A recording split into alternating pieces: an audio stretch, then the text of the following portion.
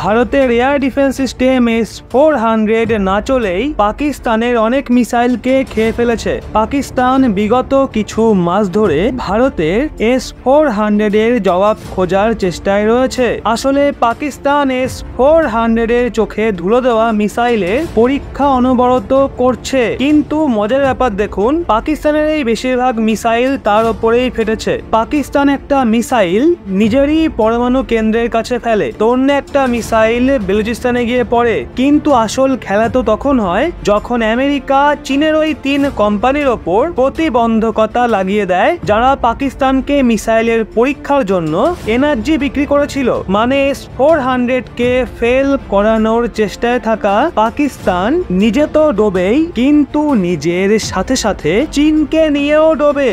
S-400 কে টক্কর দেওয়ার জন্য পাকিস্তান অনেক মিসাইল নিক্ষেপ করে, কিন্তু এই সবগুলোই বেকার হয়ে যায়। কিন্তু আপনারা জানেন, পাকিস্তান ওই দেশ যারা কখনোই সোজা পথে হাঁটে না। যখন পাকিস্তানের মিসাইল নিজের ওপরেই পড়তে থাকে, তখন পাকিস্তানের সেনা নিজের পাইলটদের S-400 এর ওপর হামলা করার ট্রেনিং দেওয়া শুরু করে দেয়। এই ট্রেনিং এর জন্য পাকিস্তানি পাইলটদের চীনের থেকে কেনা খেলনা যুদ্ধ বিমান JF-17 এবং J-10C দেওয়া হয়েছে। কিন্তু মজার ব্যাপার দেখুন, এই যুদ্ধ বিমানও S-400 কে ট্র্যাক করতে ব্যর্থ হচ্ছে। পাকিস্তানের উদ্দেশ্য ছিল S-400 এর রেঞ্জে আসার আগেই S-400 কে টার্গেট কিভাবে করা যায়, কিন্তু পাকিস্তান এতেও ফেল হয়ে যায়। পাকিস্তানকে 400 কিলোমিটার দূর থেকেই S-400 এর ওপর হামলা করতে হবে, কিন্তু যদি পাকিস্তানি যুদ্ধ বিমান 400 কিলোমিটার রেঞ্জের ভিতরে ঢুকে যায়, তাহলে সেটাকে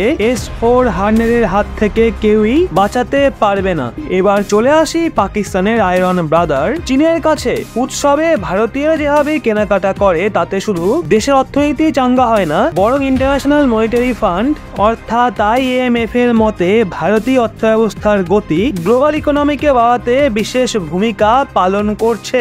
IMF এর মতে পরবর্তী বছরে গ্লোবাল গ্রোথে 16% হবে, যেখানে ভারত ও চীন মিলে বিশ্বের অর্ধেক গ্রোথে সাহায্য করে ফেলবে। ওদিকে আগামী 5 বছরে গ্লোবাল গ্রোথে ভারতের অংশীদারিত্ব কিছুটা বেড়েও 18% হতে পারে। IMF এই ভরসা এই জন্য দিয়েছে কারণ এই রিপোর্টে বলা হয়েছে, কোভিড-19 এর পর পুনরায় যখন চীনের অর্থব্যবস্থা খোলে, তখন তাতে আশার থেকেও বেশি উন্নতি দেখতে পাওয়া যায়। ওদিকে ভারতে নিজের ডিমান্ডের গ্রোথকে বাড়ানোয় মারাত্মক যোগদান দেওয়া হয়েছে। এই পরিসংখ্যান দিক থেকে ভীষণ গুরুত্বপূর্ণ যে সদ্যই IMF ভারত ও চীনের প্রবৃদ্ধির হার অনুমানে কাট করেছে।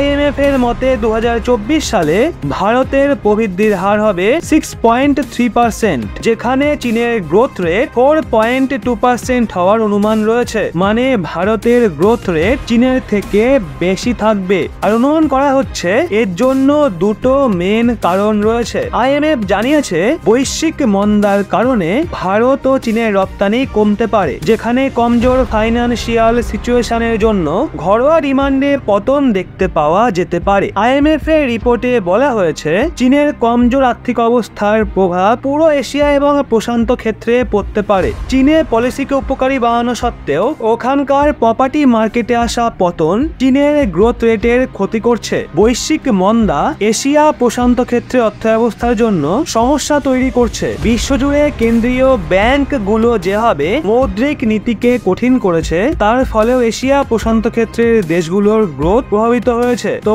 বন্ধুরা, এই সম্পূর্ণ বিষয় নিয়ে আপনাদের কি মতামত নিচে কমেন্টে অবশ্যই জানান।